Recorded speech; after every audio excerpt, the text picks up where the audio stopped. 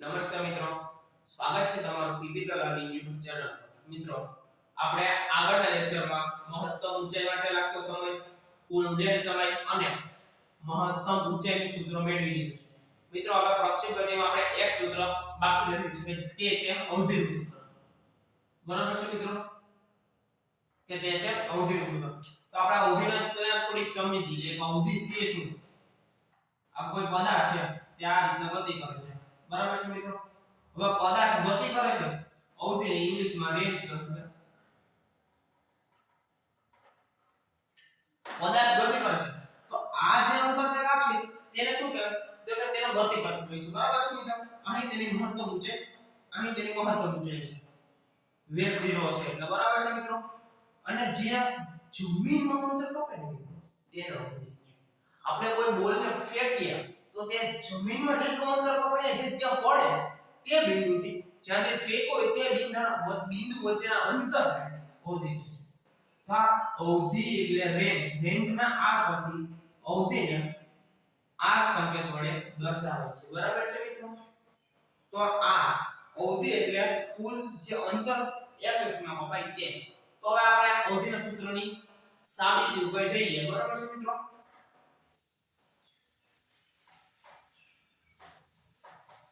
એક નાની રફ આકૃતિ બનાવી લઈએ. રફ આકૃતિ બનાવશો મિત્રો. v0 cos θ, v0 sin θ અને h હશે. બરાબર છે મિત્રો? આ નાની એક રફ આકૃતિ પર તમે પરિચય ન કરો તો પણ ચાલે, બનાવો તો સારું. બરાબર છે મિત્રો? હવે આને અવધિ કહીશું આપણે. અવધિ છે તે x અક્ષમાં છે, અવધિ y અક્ષમાં ન હોય. બરાબર છે મિત્રો? અવધિ x અક્ષમાં છે. તો અચળ પ્રવાહની ગતિનું એક સમીકરણ આપણે ઉપયોગ કરીએ. એ છે d v0 t plus 1/2 at square. બરાબર છે મિત્રો? તમને મિત્રો પ્રશ્ન એ છે કે સર તમે આજ કેમ ઉપયોગ કર્યો છે? કેમ કે આમાં d ડિસ્ટન્સ આવે છે. બરાબર છે મિત્રો? તો તમે કહે છો કે સર ડિસ્ટન્સ તો બીજા સૂત્રમાં પણ આવે છે v2 - v0² 2ax અથવા 2ad. બરાબર? પણ મિત્રો એમાં આપણી પાસે શરૂઆતનો વેગ છે પણ અંતિમનો વેગ નથી આપણી પાસે, એટલે એ સૂત્ર પણ આપણે કામ નહીં આવે. એટલે d v0t plus 1/2 at square નું સૂત્ર આપણે કામ આવશે. હવે અવધિ છે તે કયા અક્ષમાં છે? તો કે x અક્ષમાં છે. તો આ સૂત્રમાં x અક્ષની કિંમતો મૂકી છે. v0x t. આ t છે અવધિ એટલે અહીંથી જ્યાં દડો આપણે બોલ ફેંકીએ છીએ, બોલ દાખલા તરીકે બોલ અહીંથી ફેંકો તે બિંદુએ પડ્યો અને અહીં જે તે અંતર છે તે કુલ ઉડ્ડયન સમય આપણે ગણી શકીએ. કેમ કે આપણે દડો અહીંથી ફેંકો અને તે જ્યાં પડ્યો તો તે કુલ ઉડ્ડયન સમયમાં આવી જશે. બરાબર છે મિત્રો? તો આ t ને આપણે tf લખી નાખીશું પ્લસ 1/2 tf સ્ક્વેર. તમે મિત્રો વિચારતા હશો કે ઓહો આ કેટલી ગણતરી અઘરી પડશે. પણ મિત્રો આપણે તમે આ ગણતરી અને એક પદ છે ને એવું હશે કે જે ડાયરેક્ટ 0 થઈ જાય. તમને ખબર છે તે એક પદ 0 થઈ જશે? મને કોમેન્ટ સેક્શનમાં જણાવો. આ dx માં ડિસ્ટન્સ x અક્ષમાં શું છે? આ અવધિ. અહીંથી શરૂઆત કરવાની લખવાની. r v0x વેગનો ઘટક x અક્ષમાં શું છે? v0 cos θ. બરાબર છે મિત્રો? હવે tf ઉડ્ડયન સમયનું સૂત્ર આપણે આવે છે બધાને 2v0 sin θ g. બરાબર છે મિત્રો?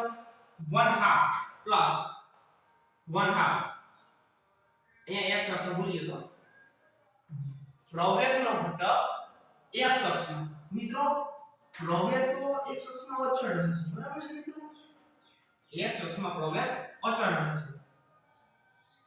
અહીંયા પ્રવેગ 0 છે y અક્ષમાં, અહીંયા પ્રવેગ અચળ રહે છે x અક્ષમાં. મિત્રો x અક્ષમાં પ્રવેગ અચળ રહે છે.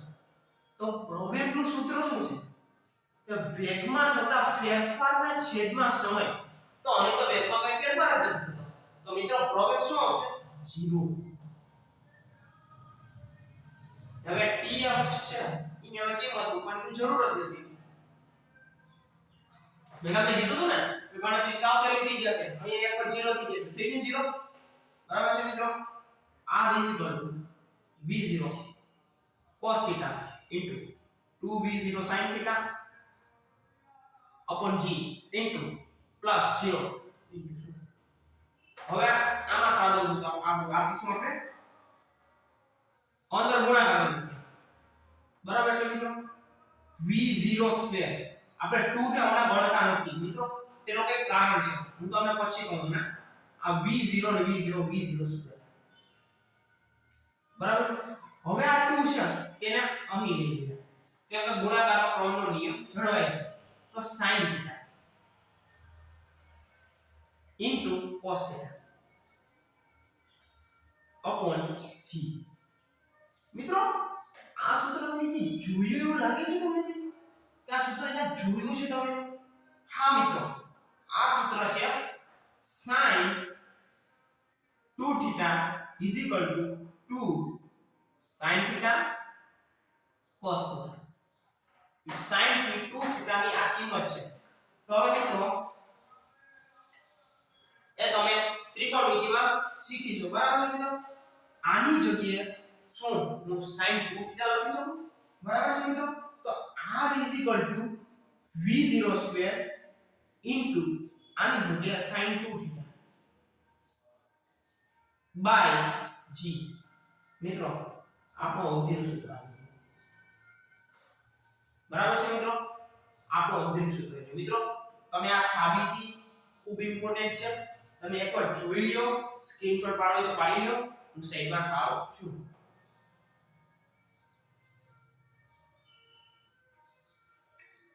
બરાબર છે મિત્રો હવે આપણે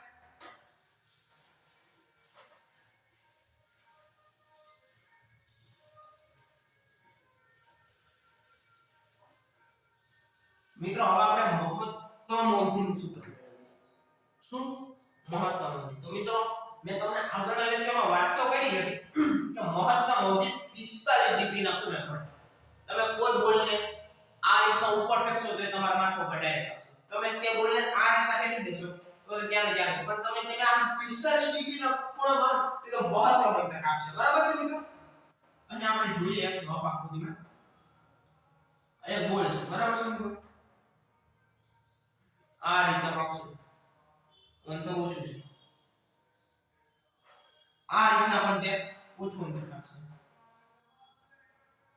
ઓછું અંતર આપશે પણ મિત્રો હવે આ અવધિ જો 45 ડિગ્રીના ખૂણે આપણે ફેંકી છે આ જે છે ને 45 ડિગ્રી તો આ 45 ડિગ્રીના ખૂણે છે બરાબર છે મિત્રો આપણે આને 30 ડિગ્રી એટલે 40 ડિગ્રી લઈશું અને દાખલા તરીકે 40 ડિગ્રીના ખૂણે છે આ દાખલા તરીકે 20 ડિગ્રીના ખૂણે છે ને આ દાખલા તરીકે 10 ડિગ્રીના ખૂણે છે બરાબર છે મિત્રો તો હવે જો આ 45 ડિગ્રીનો મહત્તમ હવે જો તમે બોલને આ રીતના ઊંચો ફેંકશો ને તો તે આ રીતના ગતિ કરશે તો તે આ થીટા હશે 50 ડિગ્રી દાખલા તરીકે આપણે અત્યારે કહીએ છીએ આ થીટા હશે 50 ડિગ્રી બરાબર છે મિત્રો પછી જો હવે આ રીતના આપણે ફેંકીએ સોરી મિત્રો આ થોડું ઊંચું કરવું પડે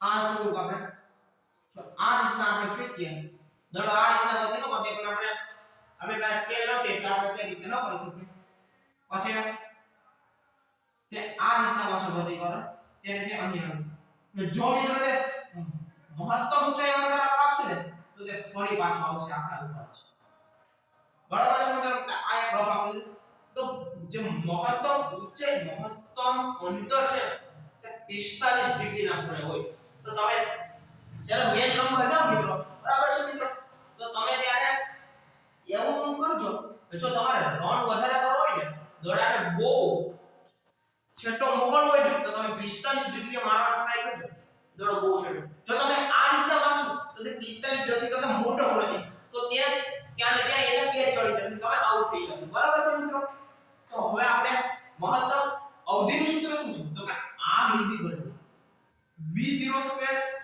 sin 2θ upon g બરાબર છે મિત્રો હવે મહત્તમ અવધિનું આપણે સૂત્ર મેળવ્યું છે તો r maximum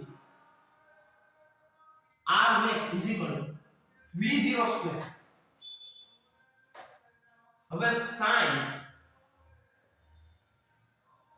2 થીટા શું હશે મહત્તમ અવધિ 45 ડિગ્રી લખવાનું મળે તો થીટા શું છે 45 upon g બરાબર છે મિત્રો r maximum is equal to v0 square sin 45 દૂર 90 ડિગ્રી upon g મિત્રો હવે તમને અહીં દેખાતું હશે કે sin 90 ની કિંમત તો 1 થઈ તો v0 સ્ક્વેર upon g એ આપણું મહત્તમ અવધિનું સૂત્ર આવી ગયું છે મિત્રો બરાબર છે મિત્રો sin 90 1 થશે તો 1 અહીં લખેલું તો પણ ચાલે આ આપણું મહત્તમ અવધિનું સૂત્ર આવી ગયું છે બરાબર છે મિત્રો તમે એકવાર જોઈ લો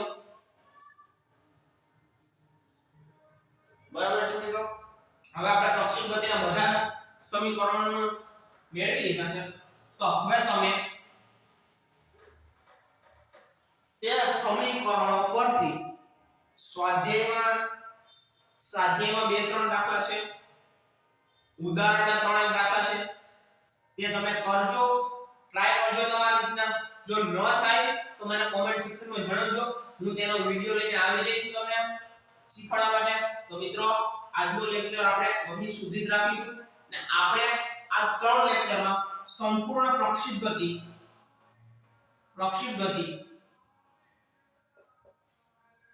પૂર્ણ થઈ છે ત્રણ લેક્ચરમાં આપણે તો મિત્રો હવે પ્રક્ષેપ ગતિ આપણે પૂરી થઈ ગઈ છે તો હવે આપણે આગળના લેક્ચરમાં ફરી મળીશું ત્યાં સુધી તમે મહેનત કરતા રહેજો આવી જ સ્માઈલ સાથે બરાબર છે મિત્રો હવે આ ચેનલને પૂરો સાથ સહકાર આપજો છેલ્લા સુધી જોડાઈ રહેજો એટલે મારી નમ્ર વિનંતી છે મિત્રો ભારત માતા કી જય